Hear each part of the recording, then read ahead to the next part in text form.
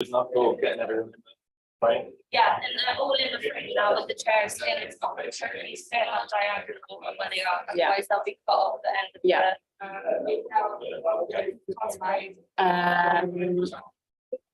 You might have room to twist the camera this way a little bit. Hold on, no, it's not that way, is it? We just put a few out.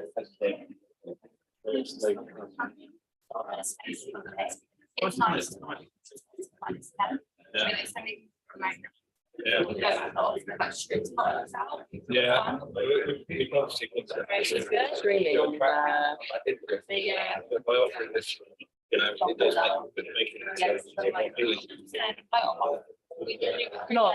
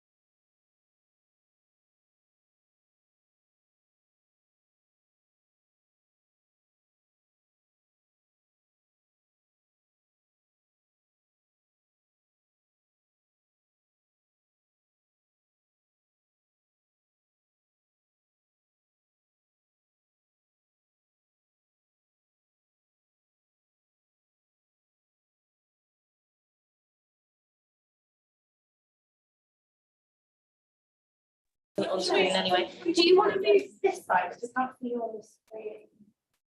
Oh yeah, yeah. Have you joined me? Yeah. Yeah, she can see the three. And then she's there. Hold on, she might need to use it. Now we need to buy. There you go. Cool. Yeah, that's perfect. Okay. Okay, I'm posting. Excellent. Can I start? Excellent. Well, everyone, welcome to the first Women in DevOps event in Bristol.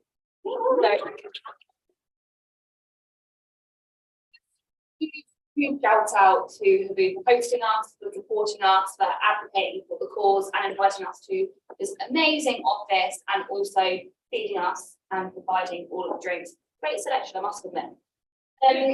Firstly, today is all about equity. It's about a celebration. It's about learning new things. If you are new to Women in DevOps, then hello and welcome. I'm the founder. I'm Lawrence. My lovely co-founder Lucy does all things marketing, and marketing. Please ask her. I'm clueless. We founded in 2017 because we love going to meetups, and it was guys, pizza and beer. Not that there's anything wrong with that, but it wasn't the funnest space or place for the rest of the tech industry. So we founded in London. What started off simply as a networking event has now grown to a global movement. We've got 14,000 followers. We're in Bristol, London, Los Angeles, New York, Seattle, San Francisco, Berlin, and Dublin, and now Bristol. So welcome. Today we're going to be talking about breaking biases and embracing advocacy and equity. Talking all about equity, it's the theme this year for Wednesday with this amazing panel. Now I'm going to start with something I love. I'm going to start with a little word cloud. Oh, this is the agenda. Yeah, we're going to chew your ears off for an hour. And we're going to do Q&A at the end, and then pizza's going to be here, which I know what we always want here, and the opportunity to network. Please, please, please do network. There's some incredible people in this room. I was looking through the RSVP list earlier, very, very excited. So yeah, please do stay and join us for a drink afterwards. This is our event code of conduct. We want absolutely every single person in this room to participate. We also want every single person in this room to feel safe, to be able to share their view, but be mindful of others and our surroundings and our community. And we want this to be a safe, happy, fun space. If anyone has any questions or anything like that, then please do let myself or Lucy know. But please do respect your surroundings, and that this is a collaborative event. Thanks, Lucy. Cool. So before we kick this off, let me do introductions. We have the amazing Skinner here, sorry. And we spoke a few weeks ago. We met on LinkedIn, and she said how she'd done this meditation session at a recent event and how wonderful it was. We actually, our last event was in Los Angeles at Headspace. Headspace did the same thing, and it was lovely. So I'm going to take 5 minutes out of the time to kickstart the event. So everyone's going to bring mindset. Evie, would you like to start our meditation session? Hi everyone. Welcome.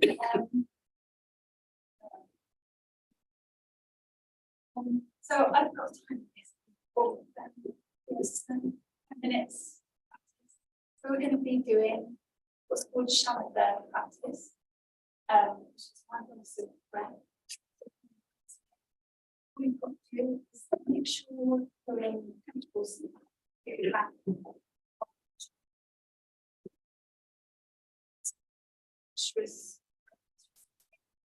Allowing the lungs to expand.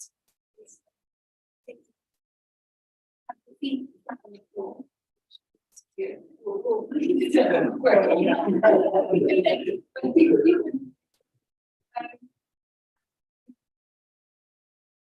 Hands pressing easily on the sides.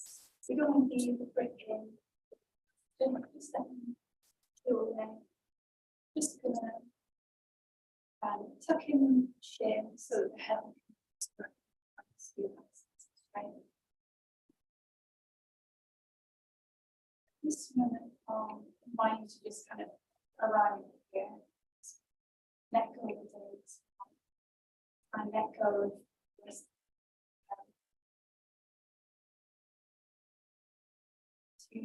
close your eyes. Gonna focus on our breathing. Try and keep your attention moment by moment sensation. What does it actually feel like to breathe? You don't have to breathe any specific ways, not yoga, anything like that, just breathe. And when your mind inevitably wanders, what you've got to do is notice that your mind's wanders might be a thought, feeling, daydream. Label it thinking and come back to the breath. It's absolutely fine. That's kind of observing, noticing it, coming back to it. Find yourself doing this many times.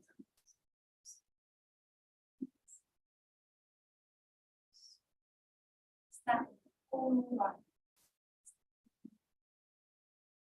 Breathe.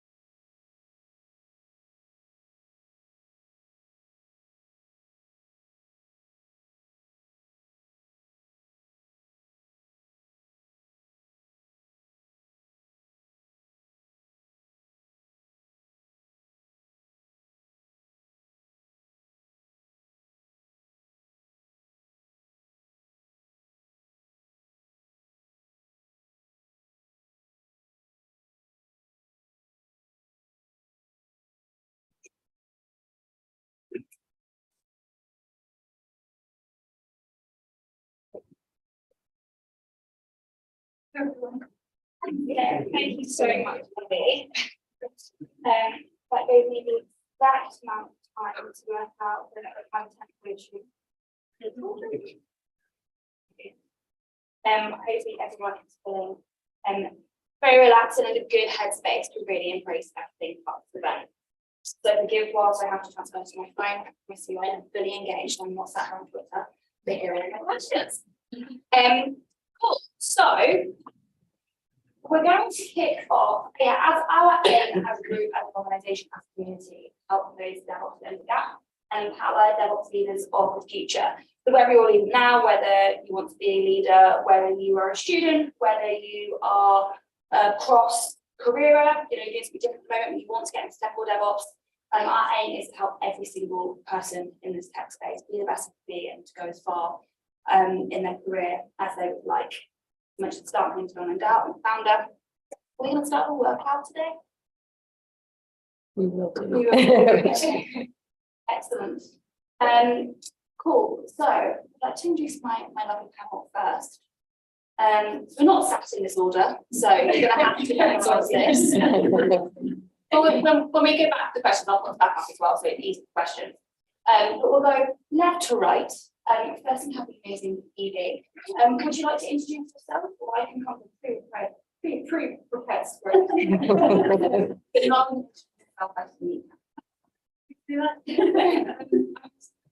Software engineer at Lady Tech. Is the most agency.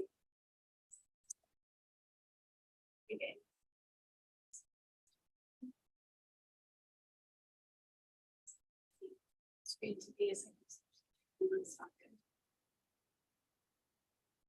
Thank you so much for your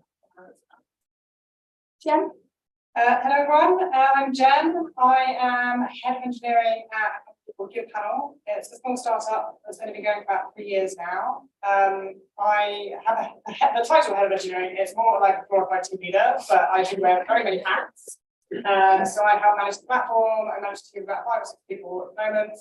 All of the DevOps, all of that kind of stuff with it as well. So yeah, I got into coding about 10 years ago and loved it ever since. So yeah, still learning. Hi everybody, my name is Prakriti. I am a senior platform engineering manager at Vodafone. Let's see, so I've got a team of about 55, which is ridiculous. It's way too many people. But my team, we focus on cloud infrastructure, DevOps, SRE, so sort of that whole gamut.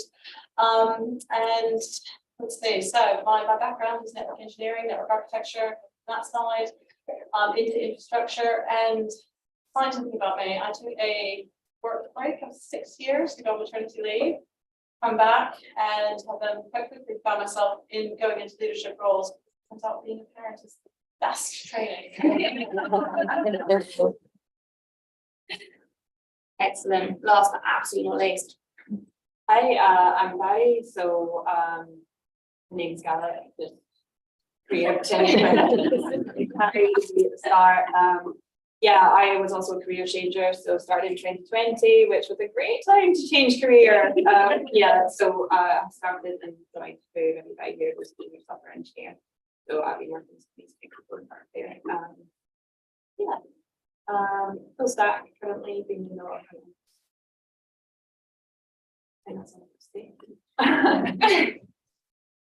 Excellent. Cool. So how we want to start today is a little QR code here. It's cue to get out your phone. We want to know, what does the word equitable mean to you? And whilst you're doing this, I'd also like to hear what it means to our panelists. Where would you like to start? Yeah, so for me, I think equity first and foremost starts at home. So I think it's being aware of your biases, and your biases still have them. The human brain is designed to make shortcuts. So everyone has their biases. I think for an equitable world, we want to be aware of our own, first and foremost. And I think secondly, for me, it's kind of acting with integrity and kind of speaking up when you see something that kind of violates that, or you kind of see someone being excluded based on something that is not within their control. So yeah, I think where it's needed, definitely pick up into it. Excellent. Let's go on a line just to see as well. We'll spice it up as we go. We had an interesting conversation about this, didn't we? What does equity mean? You know what, it was funny, when we first talked about this, I kind of didn't really know what equity meant. And that's okay. And I don't remember exactly what it was, but thinking about it now, it means being safe and being safe to be yourself. And, you know, being okay to be yourself and, you know, having that be the same as everybody else. Yeah. So to me, like an equitable world is one where we wouldn't be having this talk. Very true. So the fact that this talk is happening is the proof that we're not equitable, and it's overcoming the obstacles that are put in our way to get where we want to go, and not having those obstacles or having the same obstacles as everybody else. So we're all on the same journey at the same time at the same pace. But it's not, and that's where it's not an equitable world right now. And when everything is on a level playing field, then it becomes an equitable. For me, an equitable world is one in which people respect the different groups and different needs. Just because someone's got a different need to you and therefore has different arrangements of work, it doesn't mean that that's not. Yeah. So just recognizing that it's like respecting so. Yeah, absolutely. And I think equity is a really interesting word because we've been talking about diversity and inclusion and belonging for a while, and equity is, I guess, more like the new kid in the block, but in my opinion, the most important part. The way that I describe it, I actually describe it as my little sister. She's 10 years old, and she likes to think I'm really cool, which I love. No one else is cool. And the way I describe it, I saw someone write this on LinkedIn, so I can't credit it, but it was like, if you're having a bike race, you don't just give everyone the same bike. You give someone who is able-bodied and then medium-sized adult and medium adult bike. And if it's a child, they have stabilizers. And if it's someone who is disabled, for example, they'll have a different bike to suit their needs, and they all start the race with the bike that they need. And it might be that you need two stabilizers and flashing lights and 2 different chairs and whatever that might look like. But I thought that was a nice way to describe equity, even to our systems. But some of the things that you think means, you know, what's the next world mean to you and what's next to me? We've got being fair, freedom, inclusivity, fairness, opportunity, equality, enablement, fair space for everyone. I love that. Support and understanding, same opportunities, unbiased, inclusion. We've got a lot here, but a lot of the same themes, which is good, in the right place. Cool, we're going to expand on that topic. Again, apologies for the mobile phone, technical issues. Cool, so I want to kick off by something. Who's heard of psychological safety? Keep your hand up if you are confident that you know what psychological safety means at work. Good. That's more than I was expecting. Excellent, this is good stuff. We're going to start today's talk by talking about psychological safety. We define psychological safety as a shared belief held by members of a team that it's okay to take risks, express ideas, concerns, and speak up with questions. Harvard, this was 2022. Have to quote them, they already get sued. With this in mind, though, what are the ways that we can create psychological safety at work? I want to come to Evie first, not just the pictures at the end, but I know it's the topic that you were incredibly passionate about. Yeah, because in too many workplaces before, I have not felt a sense of psychological safety, because, and not just in this industry, in teaching, definitely. And it's something that is just absolutely key, because none of us are robots. Like we all have feelings, we all operate on an emotional level. So I think it's really important to imbue your practices and your team with a sense of psychological safety by having that together, or getting to know one another outside of work, through socials, things like that, all kind of stuff that's not work. Sometimes it's a bit tricky to promote teams. I just think about that.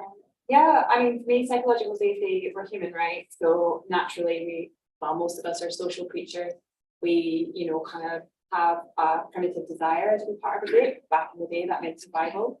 So for me, like at work, that's kind of your work tribe. And I think if you want to get the best out of those people and make people feel included, if people feel safe, you're going to get their best ideas. Some of them might be weird, but that's okay. Like, we're all a bit weird, okay? So, it's just kind of creating that space where you feel like people can come up with their best ideas, where they feel encouraged and they don't feel like they're going to get laughed at or judged or excluded. I think for me, to build on what you do the same, when there's some kind of requirements for that is empathy. So just kind of understanding where something might come from. Maybe they say something that's a bit weird, a bit offensive, I don't know, but again, it's kind of being able to have that conversation out and be able to challenge safely without feeling like confrontation or disagreement is necessarily a bad thing, as long as it's kept respectful, as long as you feel empowered to do that. And I think those are kind of things that can create a psychological safe space for people at work. Perfect. Rita, you've got a big team, so how do you create psychological safety? If you guys decide to take that further, so here's a concrete example of what you can do to create psychological safety. This is something we've done, and it's brilliant. So I've introduced the concept of the blameless post-mortem, and I took this straight out of the Atlassian handbook. But it's brilliant because everybody needs to do a post-mortem, and with the best will in the world, most of the time it just doesn't happen. But the key to the blameless post-mortem is things like, when you're talking about what happened, you don't use names. So, for example, I held a blameless post-mortem with my team a couple of days ago, and my team lead, he basically screwed up. He was doing a migration, and it basically caused too many Lambda concurrencies at once. We hit the ceiling, and it caused another product to fall over. Anyway, and he felt safe enough to say that. And as I was typing it up, I very clearly said, okay, yes, the infra engineer does this. Did not mention his name at all. And although, he's talking about what he's doing, and we're all there, that's what goes in the report. And that's perpetuate that feeling of safety, so that actually, when you can say, and people can speak up and say in that meeting, yes, I did screw up, but it's okay. That's something you can take away.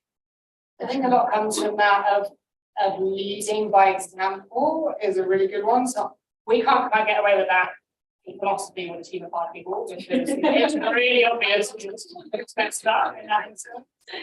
But we still have the same thing, we still have the blameless, there is no blame.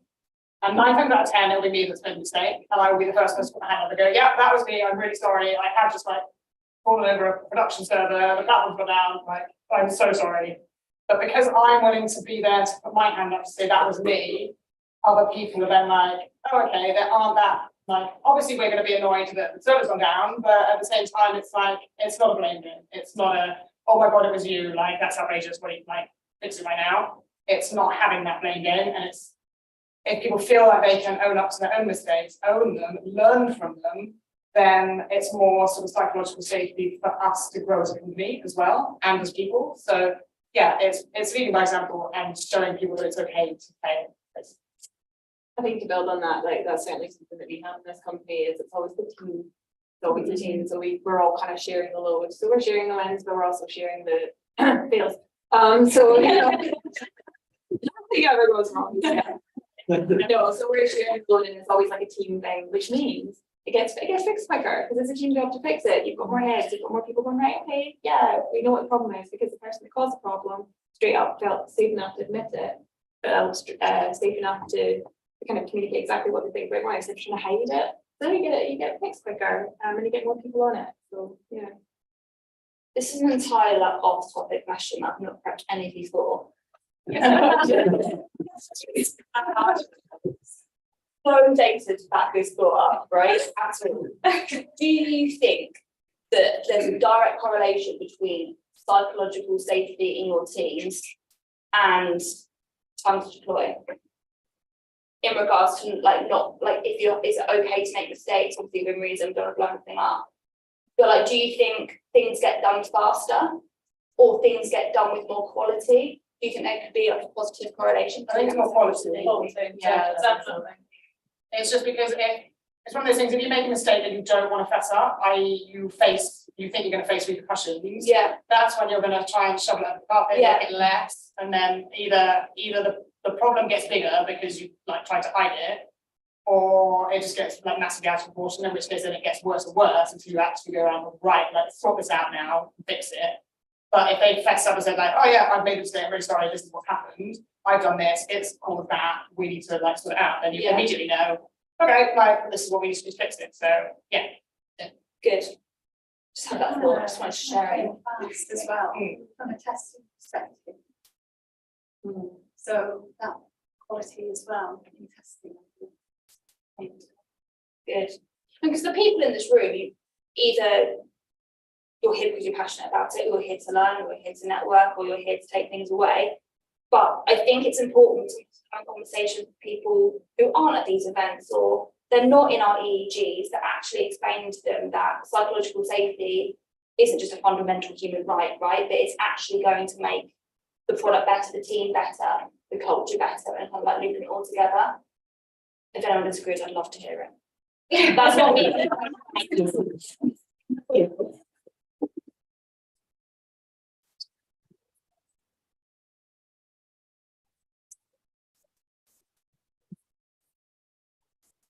So excited. Cool, so that leads on nicely to my next question actually is, and I don't know if actually we belabored the point a little bit too much, but psychological safety and equity, how are they interconnected? I feel like a lot of your answers have touched on that, but is there anything else to add before we can move on? So the kind of the safety of being able to ask stupid questions.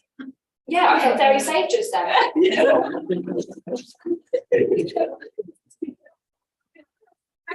Questions all the time, which I think I should know that, but I don't. and actually it turns out they don't either. So, but you don't know until you ask. Yeah, I think that's actually a really, really important point around, yeah. We say all the time, no questions, stupid question, but how many times in a meeting it's like, no answer. Maybe it's just me. I think just a quick point on equity and psychological safety. I think for me, it kind of touches back on space without judgment. And I think that goes back to your biases as well as judging other people based on your perceived biases and things like that. If you are challenging yourself and kind of have a psychological space, you're inherently challenging that judgment, and therefore, hopefully, as a byproduct, at least reducing any kind of discrimination or anything that might kind of be negative in Facebook. Yeah. Really. Nothing else to add. Cool. Well, let's talk about something that all of our panelists are very passionate about, and individually have some amazing stories to share. Part of equity is obviously having the opportunity to sit at a table, part of that scrum, part of that stand up. And sometimes the thing that's stopping us getting there is growing. Another fun fact from Harvard for you, actually, sports. I think, stats are important, but told at university to improve them. But Forbes highlighted actually this month, this actually came out last week, 75% of women executives experience imposter syndrome in the workplace. Like that is a huge portion. And in fact, it's pretty much 100% of this panel from other conversations. So, Bruce, I want to start with you. It's been a really, really passionate conversation about this. Have you experienced the syndrome story, so you're under? And B, how do you overcome this? Well, yes, I still have imposter syndrome. I sometimes I sit there thinking, what the hell am I doing here? And for me, it's always manifested as not feeling like I was smart enough to be in the room, and I think that just, comes any number of reasons, but sitting there, there's all these amazing guys in the room, and it's all guys. No offense, it's, just a history of being the only woman in the room, and feeling like, actually, I'm not smart enough to be here. But, and so the way I've overcome that actually is just realizing that I don't have to be the smartest person in the room, because I don't want to be that person. And I'll bring, and it's just a realization of what it is that I bring to the table. And it's taken a very long time. And some days I still think, oh, am I good enough? And I think we all have bad days, And on those guys, I don't know, but then it's just kind of being confident in yourself and what you do bring to the table. And I know that what I bring to the table is not what that really smart guy in the room brings, because he's an absolute genius, and when he talks, he's amazing, but he's not, you know, he's not got that ability to think naturally. And it's that different point of view. And I know, and I feel really confident these days, knowing that actually what I bring isn't the smarts. It's the ability to think in a very different way and make people see things that I think is just bloody obvious.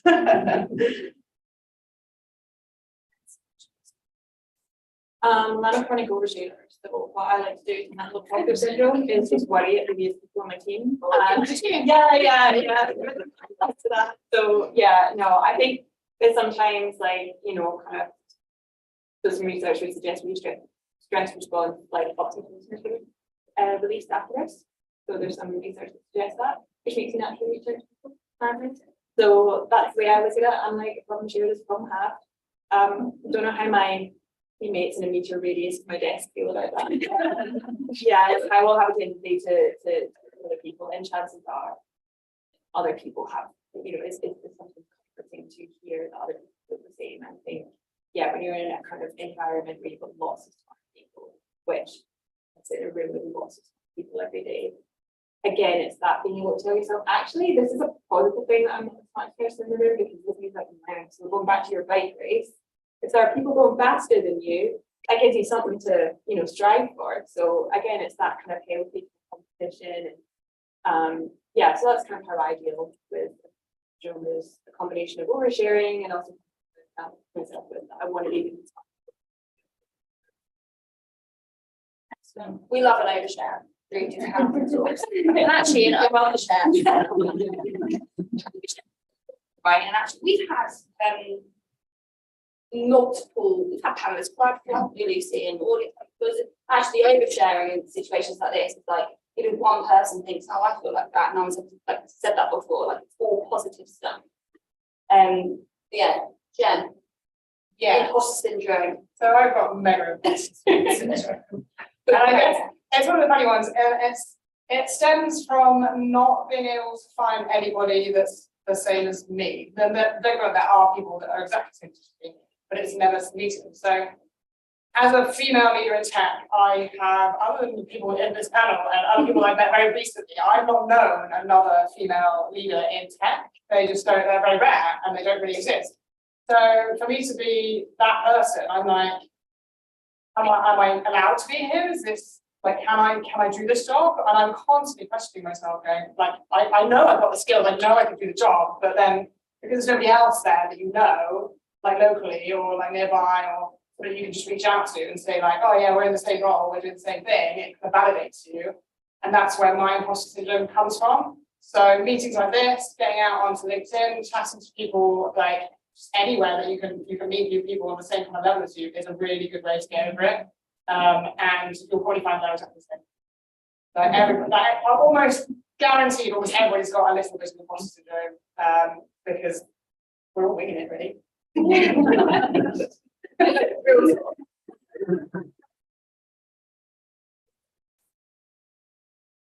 See on forum terms, you've got to bring it, right?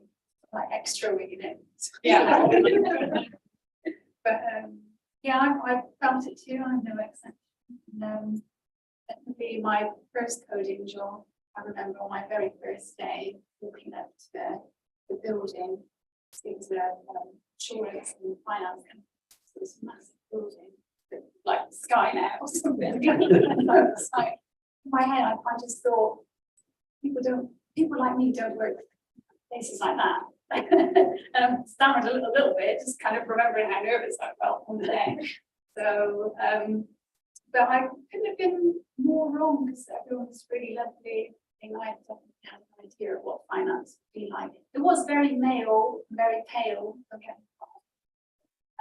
But like, yeah, good, friendly, and definitely in other coding jobs that felt just interestingly, in my third coding job, I felt it particularly pronounced because I was a mid-level developer, and my fellow mid-level developer at the company was definitely underpaid for his abilities, and he was definitely like a senior in a mid-level role.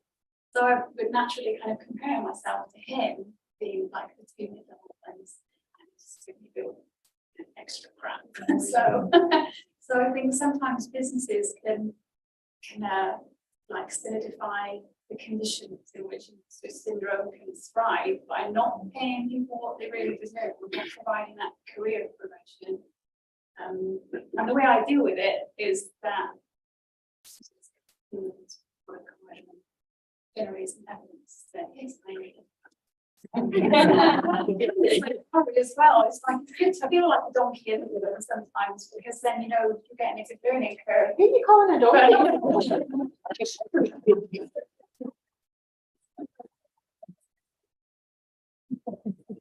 No, I would agree. No, it's important. And by the way, you're smashing it. So it's a privilege to have you here, just in case you didn't know that. So with that in mind, then we've talked about fair and power and things like that, right? Do you think that any continued imposter syndrome that you have, or you see within your teams, whether that's people you manage, whether that's people you're a peer mentor to, as a result of gender bias in your teams? That's a really hard one to answer, because I wouldn't know.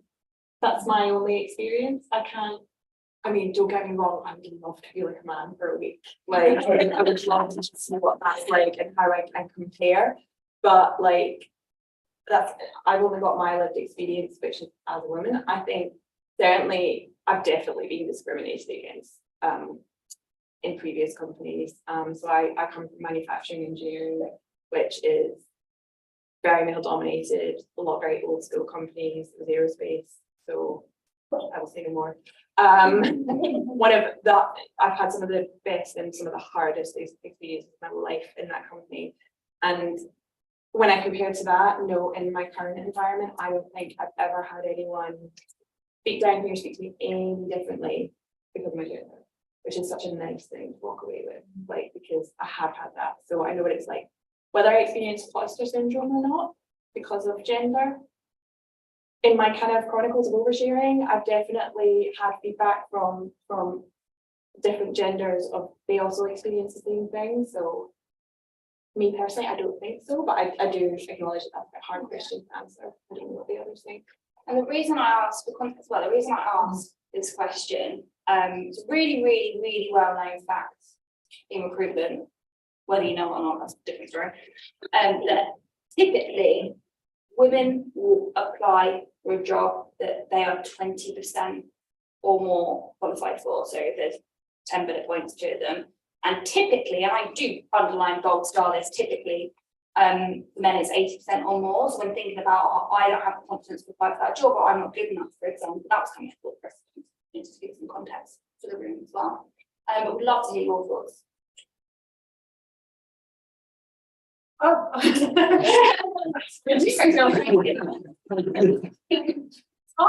No, I mean, that's a really tough one. I mean, I don't know if anyone in my team or anybody I work with, other than a few personal conversations, that they have imposter syndrome. They never come to me and said, I've got imposter syndrome. You know, we do work very hard to try to make the job. So I'm aware of this kind of in recruitment and the job adverts, the job descriptions. You know, we work very hard to sort of make them less aggressive, I guess, less male oriented. So I think there's certain words you can use to make them a bit more friendlier. And you know, I'll take the time to reread these job descriptions. So when I want to apply for that, does that turn me off? And you know, occasionally you go into LinkedIn, you look at the jobs, and I saw one the other day that actually had the word "his" in it, and I thought,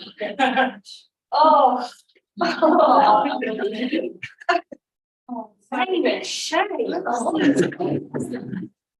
Aggressive growth with them. And just be like, next, or like, would you contact me saying, I want a ninja from my team?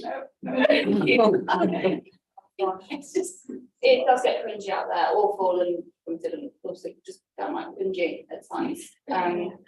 Is this the reverse imposter syndrome bit? I think we remember Yes, this. we Yeah. did. I mean, it's interesting actually, yeah. So it, Like, you're a lot better than you actually are. no.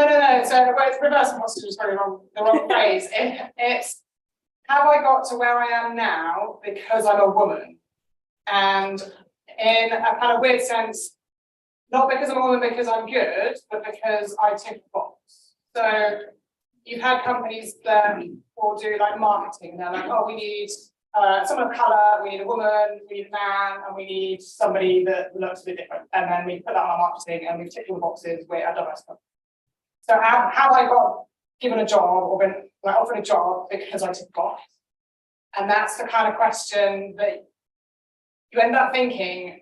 And that's when it comes back to the equitable like world, is I shouldn't be thinking that. Like that shouldn't have even crossed my mind. And the fact that it does means that it's not an equitable world. I've So, had yeah. people say that to me. Like I've had people say that in a past life where they've been like, it's easier for women because they feel the culture to get to management because they need to get some women in management. And that's and I'm just like, you're left there questioning yourself, going, all right. It completely invalidates you where you are. You're kind Yeah, of, am I now just like I'm just I'm just another or am I actually good at my job? So I am good at my job, but it means I think that's like tokenism. So we did a panel recently about belonging, like being a token. It's like, no, you're there because you deserve to be there, right? That's how it should be. We could do a whole hour panel actually on tokenism. It's a really, really interesting topic. It's a lot of podcast. But look, there's a lot of the same, not the same, but a lot of sort of like collective thoughts. Like we're all as individuals fighting and empowering and advocating. We're pushing the same direction. You could call that collective activism. Collective activism, and leads us nicely to our next topic.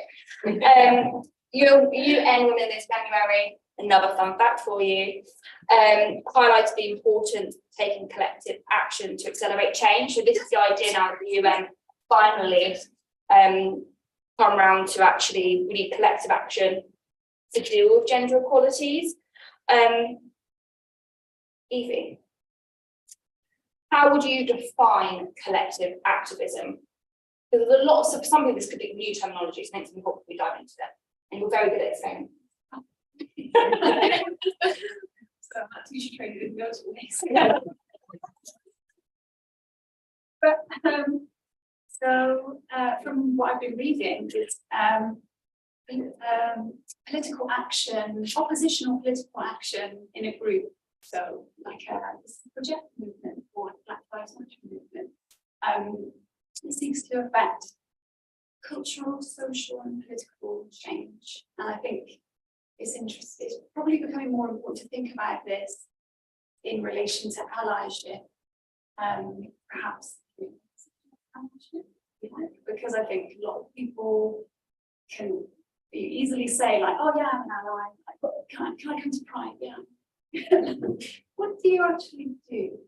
So I feel like you've got to earn it, baby. So I think that putting the focus on action, active is like you need to do activities to be in that one. Yeah, we've actually changed our branding, content writing. We used to use the word ally a lot, but actually we're moving towards being like an advocate, like having tangible actions or tangibly contributing towards the movement. I like that word a lot, and there's a lot of advocates in the room, which we're really lucky to have. I want to pick up my pal movement. He's a big advocate.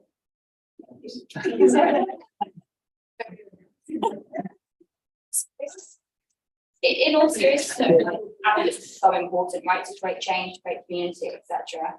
Anything else to add around collective activism and what that means to you, and how tangibly, actually I love what you did earlier around like takeaways, right? How can we tangibly bring this back to our teams when you head back to Slack tomorrow morning? What advice would you give? What advice would I give?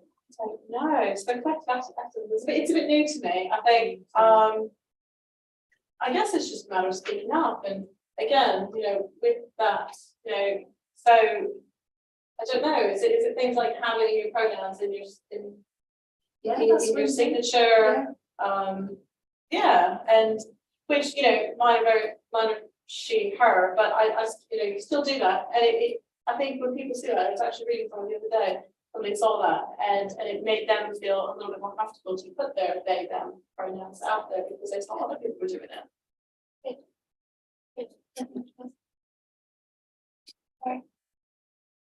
I mean, I think for me, it's speaking up and easy. It's especially, I would say, then themselves with that group. Yeah. Because you've got to be careful as well that you don't tread on people's toes. I think for me, I definitely probably need to be more active, but I always feel like I can't, it's almost like compulsive, I can't help myself, like I kind of blurt out if I see something wrong, and I am more than happy to pile up and stick my neck out in terms of trying to act with integrity. Do I get it right all the time? No. Do I need to make sure that I reflect my own biases from within and make sure that I'm acting on those and challenging myself? Like I try and do it all the time. And yeah, it's just kind of going back to that thing about empathy as well, is how would I feel in that position? And that's hard to do. You can't always know that because you're not in that experience. So yeah, I think we could do with being a bit more active in that regard. But yeah, I would love to know more ways. Yeah, I'm gonna drag Evie onto a podcast. Talk more about the next time. I think it's it's a good topic, and we don't have all the time tonight. But yeah, that's collective activism. Hopefully we're all part of that movement. I want to talk about tonight as well, because part of equity now is how we work and where we work. It's certainly not in the office 5 days a week anymore. And if anyone is in the office 5 days a week, then no, it's not for me. One of my favourite things is meeting Jen's dog on Zoom. I've understood what Chris taking my kids for dinner. So the dog goes down well. This hybrid option for women is now being called vital, which I agree with. I'm seeing lots. Again, safe space. If you don't, that's also okay.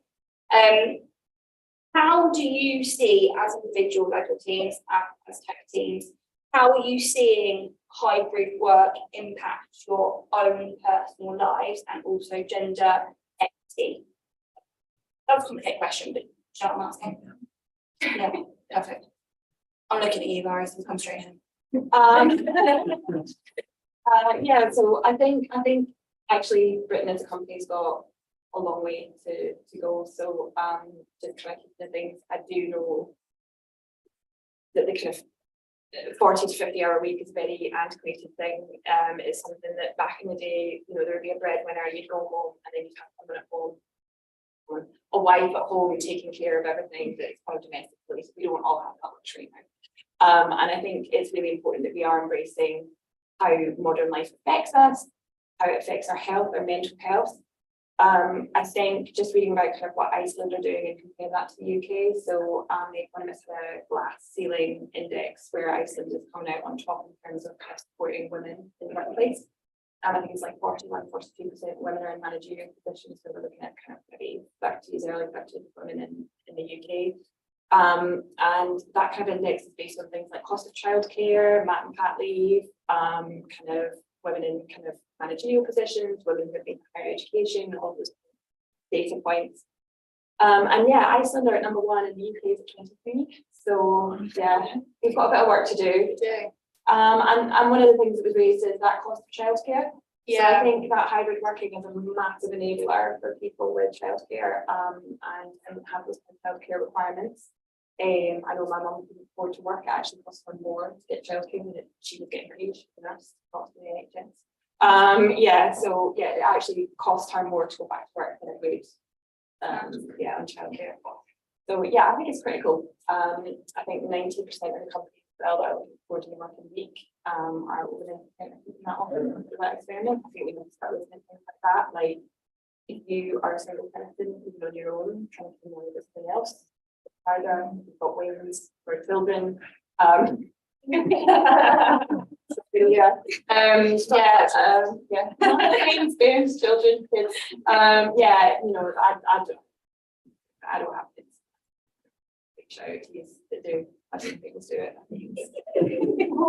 Yeah. You have, I don't know, I hope I'm going to share it as well. It's like, yeah, you've got 3 children. Teenagers. Which they start very I know. You have 3 amazing children, having an incredible super mum. What are you doing? You've got a big old team. What are you doing and what from hybrid working then, what's important to make sure that other parents, no matter their age, no matter their role, can succeed in work? And then, what are you doing for your team, but also what would you like to see really exist? Well, so what I'm doing for my team is actually just being really open with them about the challenges I've got. So yeah, I think it's important, so we had a family crisis about a month ago. I had to take some time off of work, and I just told the team, I said, this is what's happening. And I don't want, and it was important to me that everybody knew, maybe not in detail, but knew what was happening, because I want them to feel like, okay, that's okay for Preeti, so that it allows them to feel empowered to do the same thing. One of the things I'm finding now, actually, that I'm facing, and as we all get older, it's all about elder care and looking after our parents, but a lot of my students have to take time off to move their parents' house, or to look after them, and that's now becoming a real concern as well. So it's not just childcare, and it's about creating an environment where they feel that they can ask for that, and actually it's okay. Yeah, 100%. But I think what's really important, actually, and I love the pandemic because it's now made it, it's given me power to over. I want to go into the office 1 or 2 days a week. That's okay. Yeah. You're the lunatics who go out Friday and Saturday nights. Who does that now? So when we think about family, yes, children are part of family, but it's really, really important now that when we think about family, we aren't thinking conventional man, women, children. That's not family, right? And Jen, we spoke about personal commitments, not just being kids. I used to be a bartender, I didn't used to smoke, so therefore I didn't get a break. That's not fair. But the analogy being actually just because you don't have children doesn't mean you don't have flexibility or the need for hybrid working or family. Could you dive into that? Because I actually used what you said the other day. Yeah, so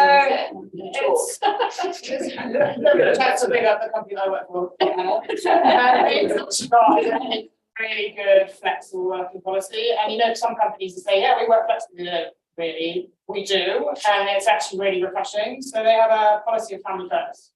Now, family, as I mentioned, doesn't necessarily mean kids. No, I don't have kids. I have a dog. He's gorgeous. But someone will call me and has dumped kids. He is my family and my other half. So if I need to take to the vet in the middle of the day, I'm going to be like, sorry guys, I need to go to the vet. The dog comes first. And then they're like, that's fine. Like, off you go. Let us know when you're back. Like, no problem. Same goes to people with kids and they've got family. They can take time out during the day, be able to take them to school, take them back, whatever, and do their things that they need to get done. Now, one of the big things for people with families is come 3 o'clock. It's like a no meeting time zone. So because you know that you've got to go pick up kids to school or nursery or wherever they might be, that kind of period of time is just a no-go for meetings for like everyone. So even if you don't have kids, you've got like a little sort of free time that you can get a little work done when it's relatively quiet. And it really works for everyone. So that's like really enabling people to have extra sort of family commitments that you wouldn't be able to get with a 9-to-5 office job. And coming to what Patricia said, it's because of the pandemic, like 100%. So I've come from 9-to-5 office job, corporate background into a small startup that's really flexible. And it's only because of the pandemic we're like, well, why have we got an office? We don't need it. It's cost us a fortune. You guys can work from home, work flexibly, it's going to get your work done. Don't really go anywhere. And yeah, it's so refreshing, really good. Yeah, basically have an option, isn't it? Like, I've got a few friends who actually love going to the office because it's their own social interaction. They live in a city or a country without their family, without their friends, and you know, they're spending a lot of time on FaceTime, so coming to the office is really refreshing. So having a flexible mind and making sure that where you can, advocating for everyone and ensuring that actually, okay, that's how you want to work, how you're going to be successful. I think that's so important touching on that it's not just parents, it's about so children, it's not just Yeah. children. Like I'm trying to do a part-time master's at the moment, I don't know what I was thinking. Question my life choices, but it's like, you know, you don't get the flexibility for that. So Yeah. I think it would be lovely to have that recognised, you know, it's an holistic learning, so it's completely relevant to my job. And yeah, you don't get that kind of like, that's just not recognised. And you're like, but it will benefit you too. And kind of having that acknowledgement, actually, you know what, furthering your education is also a valid thing to do with your spare time. Rather than, you know, so yeah. Preaching to the converted, got a teacher over here. It's for medical, you know, medical reasons or, you know, anxiety, mental health. Yeah. Work on yourself, you know, you can't be that your workplace want you to be your best self. Yeah. So yeah, I think it comes down to trust. It's like giving you the flexibility and the workplace trust you that you're not, you know, fine about Austin slope. So you are actually going to therapy or looking after someone that depends on you. Really. Yeah. And I think they proved that with the 4-week working study. Most companies didn't report a loss in productivity, and they did report increasing mental health and kind of just general staff well-being, which actually contributes to an increase in productivity. So yeah, I think that these are all important things to be acknowledged, that computers are not robots. So you know. Yeah, it was 91% that UK government study. Did anyone take part in that 4-day week? We weren't the lucky ones. But it was 91% of companies going to keep their 4-day weeks. But yeah, cool. So the last part of our panel, and then we're going to get stuck into some pieces of networking and questions and all sorts of fun things. We'll go back to our workout. I love workouts. We use a website called spider.com. If anyone's interested in taking these back, then we love them. But I'm going to ask the panelists this question, but whilst they're doing this, I'd like to know from you, what advice would you give to your younger self? There's probably some amazing life lessons in this. Edie, do you want to add anything, by the way, to hybrid working before you moved on to? No. Perfect. Cool. So with all of this in mind, and the collective years of experience in multiple different careers, which I love, what would you tell your younger self to do with considering workplace equity? You don't recognize no one cares.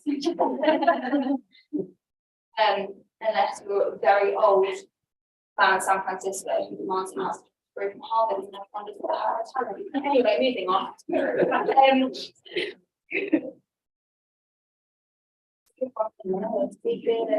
Largest beginnings at 25. Yes.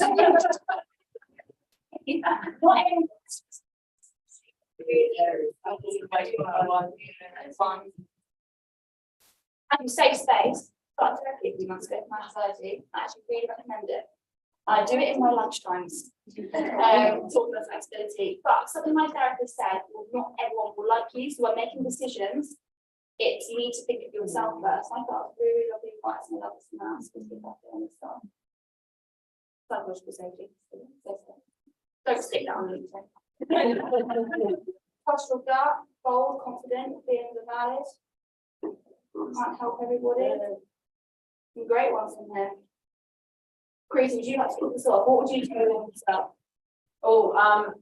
Don't be afraid to ask for what you need, whether it's time off for training, mentorship, ask.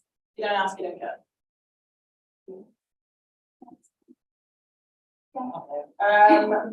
One, get yourself a mentor, and I don't mean like a paid for mentor, they really have to be paid for. So there's a little bit of a story. I am really lucky and where I got, like how I got to where I got, and it was because I had a team leader in my first job that really championed me. So he was basically my door opener. He would open doors for me to be able to get to the places that I needed to get to, that I wanted to get to. So if I had an obstacle in the way, he was there for me to be able to open that door and be like, right, I'm going to remove this obstacle so you can get where you need to go. He really, really helped me to grow as a person, to validate and get rid of some of that imposter syndrome I had at the beginning, and really push me. So if you can find somebody, even if it's your team leader, like a friend or somebody that's in the kind of space that you're in that can help champion you forward, do it. Like get somebody's help. Because yeah, it's absolutely valuable to have somebody on your side waiting for you, where you need to go. And the other one was challenge everything. Literally challenge everything. So this is going to I think every single while back, like question everything, and don't be afraid to speak up, because 9 times out of 10, if you're in a corporate role, for sure, there'll be a lot of process and fluff that is there and it's not helping, because it's always been there and nobody's challenged it. And I'm like, why are we doing this? This is like really stupid. And then somebody goes, yeah, actually, yeah, I never thought about that. You know, I will think about it now, and then, yeah, this is it. Doing some work now. So yeah, I'm doing it. Yes,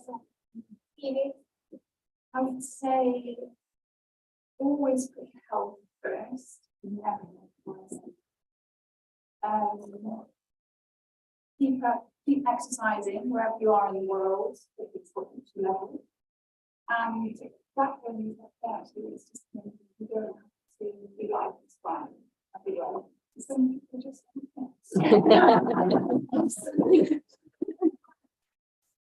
be difficult, whatever you do. Put that work in and tie yourself up. It's very true. Well, Lucy, would we save a copy of this so we can share it with everyone afterwards? Yeah. My sister said that, since we have this kind of relationship, she said that one day on my gravestone it's just going to say "Here lies Barry." She didn't think it through. Sometimes I wish I thought stuff through more. Yeah, she's a peach. And sometimes I wish I thought stuff through more. That's been a blessing and curse, and sometimes by not thinking things through, you scare yourself out of doing it. And I think for me, I think yeah, like no one cares. Like I think it's like what you're up to, and I think it's so easy to compare yourself on LinkedIn as a level, professionally horrible. You know, I remember in my early 20s really worrying about my kid, and then this was what I know in my 30s, I should be like, we're not doing that anymore, let's do this and start again. So I actually like stop comparing yourself to other people, and nobody cares. So why should you? Like, so why are you caring? Like nobody else is thinking about what you're doing. It's just think about what people are doing. I mean, don't get me wrong, I still struggle with that now. No, I hope you've all had time as well to read all this. Like, you know, you don't have to do this, but if you're mentoring anyone or there's anyone in your team struggling or creating psychological safety, it's also a great exercise. We do it internally in our teams a lot. And some really, really great stuff comes out of it. Think, yeah, okay. We're all doing great. Everyone's smashing it. Last question. I promise you can go have refills. There's cold beer and orange juice and pizza, and we'll be quiet. It's a self-survey. If you also please could give us some feedback. It's the Q&A. It's the Q&A.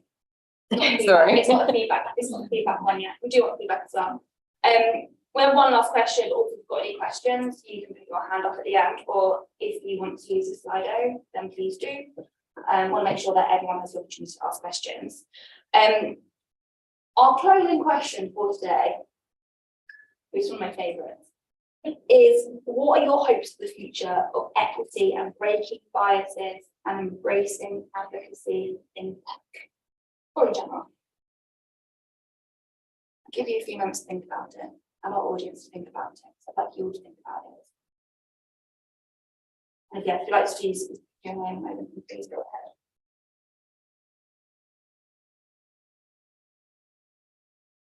Anyone ready? Yeah, Eva, you ready? Hit us. think I would hope that in future, people who have privilege or people who are well represented in tech feel like a genuine curiosity and like an urge, like a childlike urge to just learn about people that are different to them and just kind of to widen their circles, to meet different people, to hang out with different people, to just enrich their lives and experiences so that they can help people.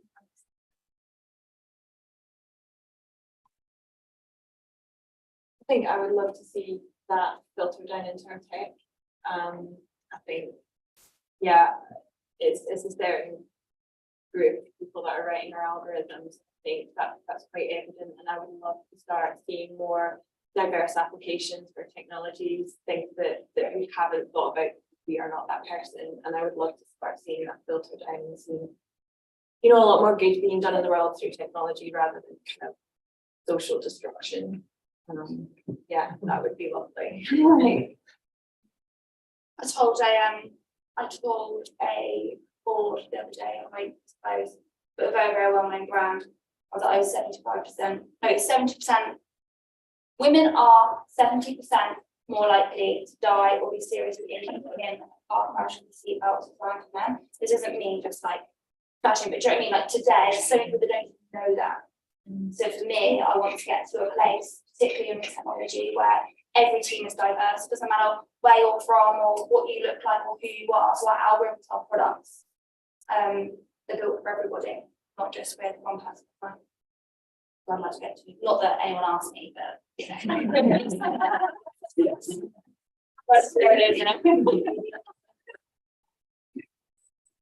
think it's also getting, just go back to that, my boxing exercise. It's the point when that becomes negligent, i.e. you don't need to be able to go, how I got that person, because they're already there. Yeah. They're in that, they're part of the whole, like they are, like we're all the same.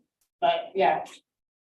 My words out. I know what I mean. I just like to see the gender bias, stop being kind of taught to people so early. And toys for boys, toys for girls, and just it really, I see my 10-year-old, and she just want to join the computer club, and she's the only girl there, and it's so early. I would love to be in a place where actually, girls be on the computer, not over there. yeah. Right, does anyone watch F1?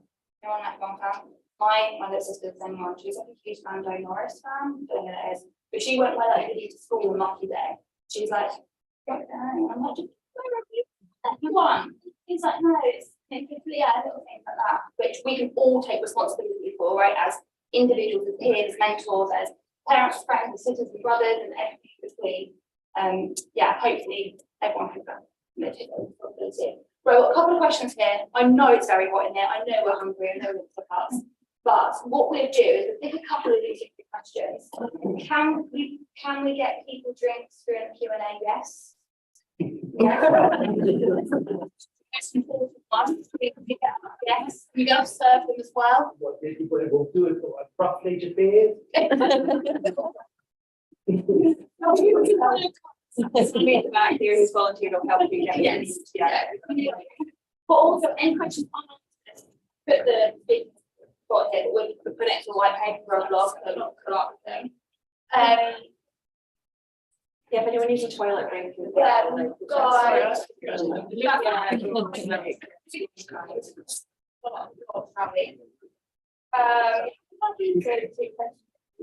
Yeah, I'm gonna pick two because I think these are very, very not difficult questions, not. But when you think someone else who might be feeling unsafe, how do you tackle this? For example, in a retro, so they might be a peer individual.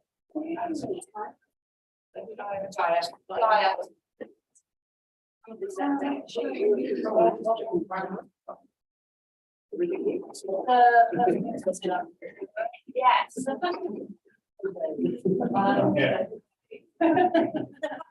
Well, I did that question. Yeah. Yeah. Okay, cool.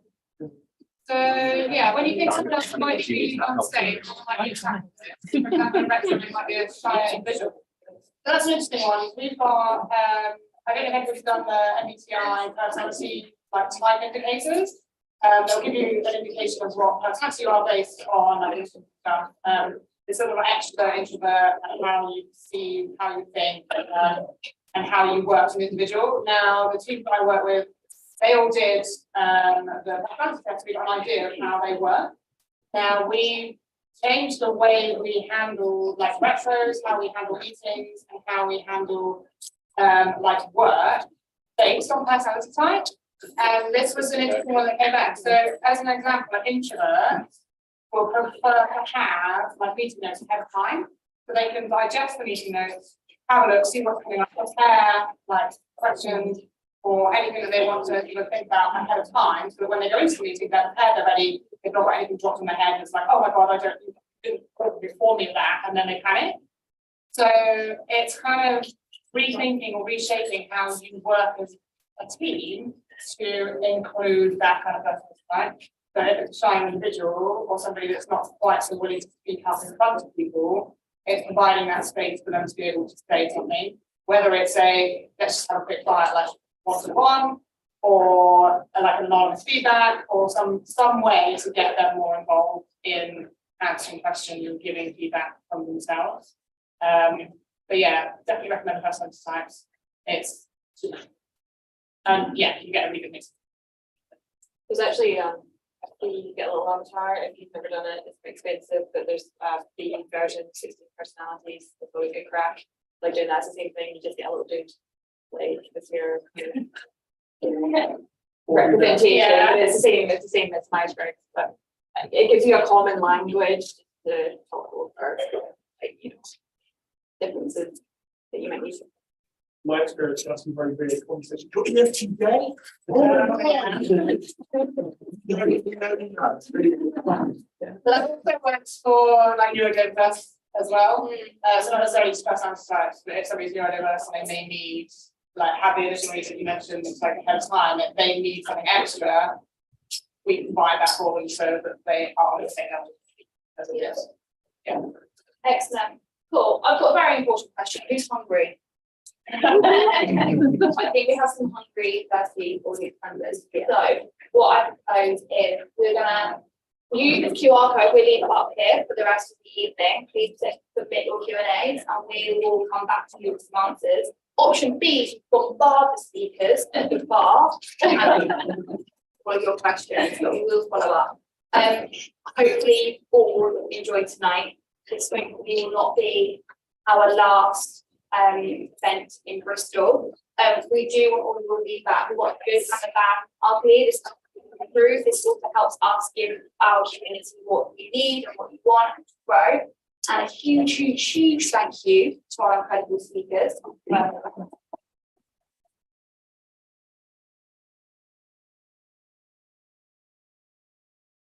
I certainly learned a lot. I hope you all did too. And see you again to go. Please do enjoy some pizza.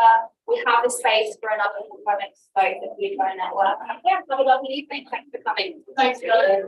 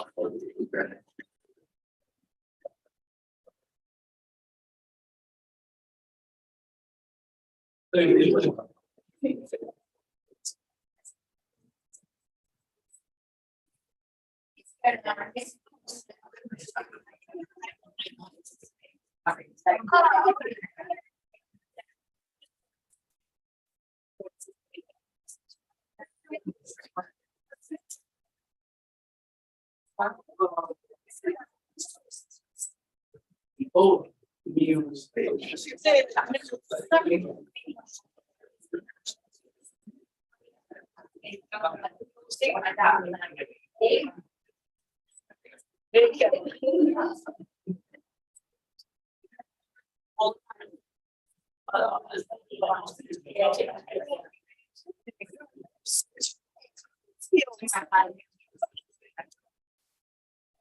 You know, tallest question.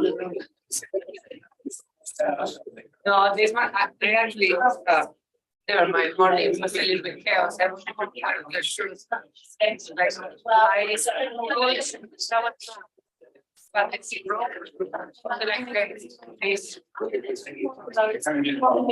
Sorry, but I'm difficult, which is even more complicated. It's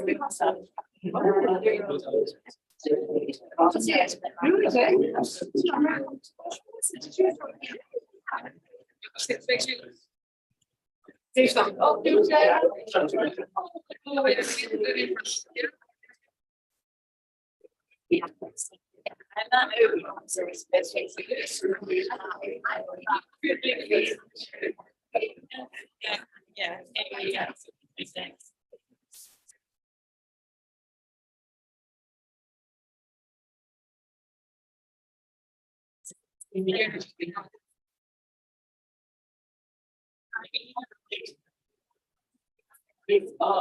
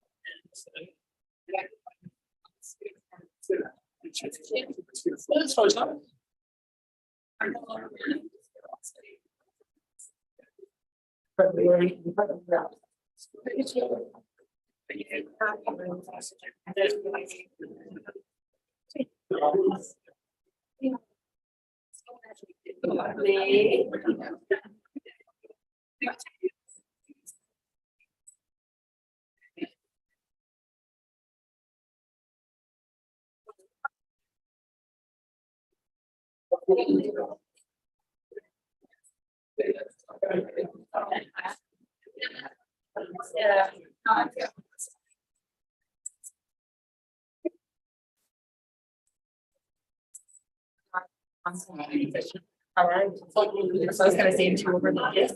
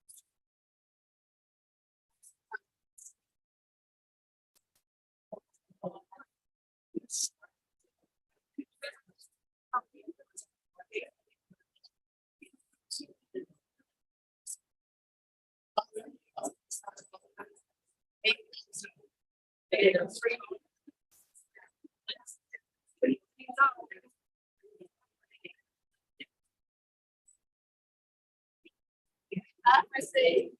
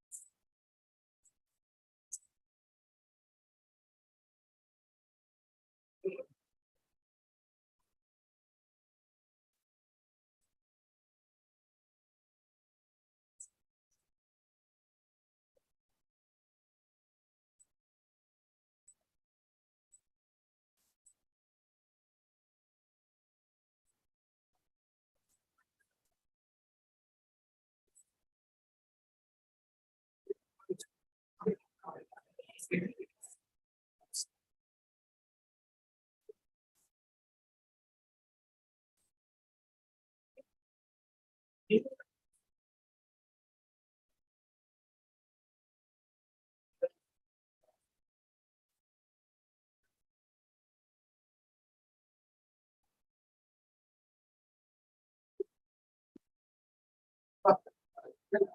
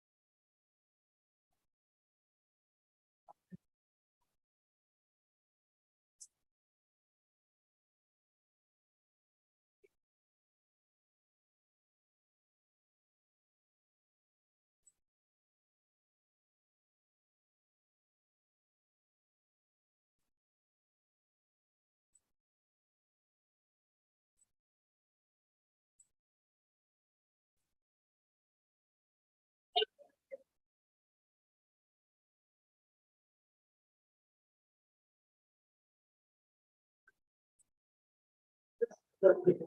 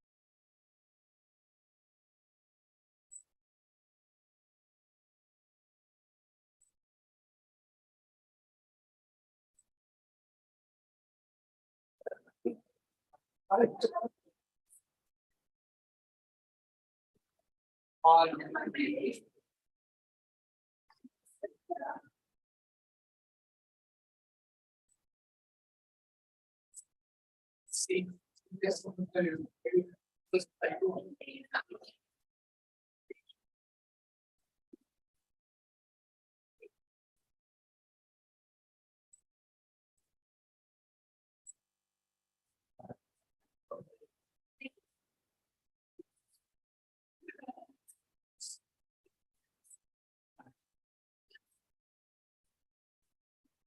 You need a cupcake.